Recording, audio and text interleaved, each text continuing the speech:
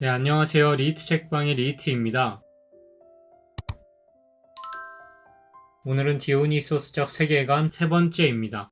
전 영상에서 디오니소스가 그리스 문화로 침투할 때 그리스인들은 디오니소스적 광기를 운율과 조형에 엄청난 힘을 가지고 압도해야만 했다고 말했었죠. 니체는 비극의 탄생에서 그리스적 의식, 즉 아폴론적 의식은 하나의 베이처럼 이 디오니소스적 세계를 은폐하고 있을 뿐이라는 사실에 공포의 전율을 느꼈다고 말합니다. 왜냐하면 그리스인들이 디오니소스를 타협하며 받아들일 수 있었던 건 디오니소스적인 것은 오직 동류의 사람들에게만 전해질 수 있었기 때문이었죠. 그러므로 니체는 같은 곳에서 아폴론적 문화의 저 정교한 건축물을 돌 하나하나씩 허물어서 그 건축물을 바치던 토대를 보아야 한다고 말합니다. 열광적 성과를 부르는 디오니소스 숭배자는 오직 자신과 같은 동류의 사람들에게만 이해된다. 아폴론적 그리스인들은 얼마나 놀라서 그를 바라봐야만 했던가. 이 놀라움은 저 모든 것이 본래는 자신에게 그렇게 낯선 것이 아니고 또 자신의 아폴론적 의식은 하나의 베이처럼 이 디오니소스적 세계를 은폐하고 있을 뿐이라는 공포의 전율이 뒤섞일 때 더욱더 커졌다. 니체는 아폴론적 건물 위에 훌륭한 부조에 조각된 올림포스 신들의 장려한 형상을 보며 이러한 훌륭한 사회, 올림포스 존재들의 사회를 낳은 거대한 욕구는 무엇인지 자문합니다. 그러나 만약 우리가 올림포스 신들에게 도덕적으로 높은 수준, 즉 성스러움을 찾고 비육체적인 정신화와 자비에 가득 찬 사랑의 눈길을 찾는 자들은 이내 불쾌해지고 실망해서 올림포스 신들에게서 등을 돌려버릴 겁니다. 이건 호메로스의 작품 일리아스와 오디세이아를 보면 금세알 수 있죠. 그러나 올림포스 신들에게 실망하여 등을 돌린 사람들에게 니체는 다음과 같이 말합니다. 거기서 떠나지 말게. 여기서 도저히 설명할 수 없는 명랑성을 가지고 자네 앞에서 펼쳐지는 이 삶에 관하여 그리스인들의 민족적 지혜가 말하는 것을 듣게나. 그리스인들의 민족적 지혜는 무엇일까요? 또는 그리스인들의 민족의 철학은 무엇이었을까요? 네, 니체는 이렇게 씁니다. 가련한 하루살이여, 우연의 자식이여, 고통의 자식이여, 왜 하필이면 듣지 않는 것이 그대에게 가장 복되리를 나에게 말하라고 강요하는가? 최상의 것은 그대가 도저히 성취할 수 없는 것이네. 태어나지 않는 것, 존재하지 않는 것, 무로 존재하는 것이 바로 그것이네. 그러나 그대에게 차선의 것은 바로 죽는 것이네. 여기에서 니체가 말하는 일화는 무엇이든 손에 닿으면 황금으로 변하는 손을 가진 미다스의 왕이 디오니소스 추종자인 실레누스에게 인간에게 더 좋은 것이 무엇이며 또 최선의 것이 무엇인지 물었을 때 실레누스의 대답입니다. 디오니소스적 세계관에서 내용을 조금 추가한 비극적 사유의 탄생에서 니체는 아리스토텔레스에 따르면 실레누스는 미다스 왕에게 아무것도 말하고 싶어하지 않았다고 말합니다. 그러나 미다스 왕이 끊임없이 묻자 그에게 한 대답이 최선은 존재하지 않는 것이고 차선은 곧 죽는 것, 즉 자살하는 것이라고 대답했던 거죠. 니체가 이러한 사건을 그리스인들의 민족적 지혜 또는 그리스인들의 민족의 철학이라고 말하는 이유는 그리스인들은